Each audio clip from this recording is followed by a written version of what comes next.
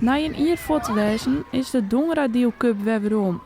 Een groepje ouders vonden het wichtig dat de leerlingen van verschillende basis kwamen waar een voetbaltoernooi spelen konden.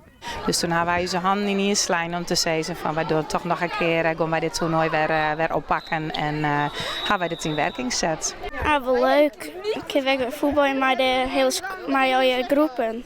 Nou, dat we maar de hele klas gaan voetballen. Er was een soort animo voor het toernooi. Er dient 222 bij mij. En dat waren net alleen nog jongens. We hebben echt 5 vrouwenteams, dus wij kunnen hun een eigen pool aan. En dat is natuurlijk wel heel mooi. Wij vinden het heel leuk dat het met name terug aan het toernooi toch de verbinding ziek is. Door 28 teams door de mei en uit de hele eigenlijk gemeente. Vooral dat er zo volle vangst op voetbal zit, vind ik wel leuk. Nou ja, en dat er zo volle aandacht wordt om besteed. En als ze winnen, dan krijgen ze een eigen beker. Er is een beker voor het winnende jongens- en famkes-team. Nou, dat weet ik net zeker, maar we hopen het wel. Daar gaan we sowieso voor. Ja, we gaan nog één wedstrijd spelen en die gaan we gelijk spelen. Wij moeten naar 12. Nee. Dus hem kan nog winnen? Ja, dat kan nog winnen, ja. Zonder vrijwilligers wie het net slag om dit toernooi te realiseren in Nevis Brouwers.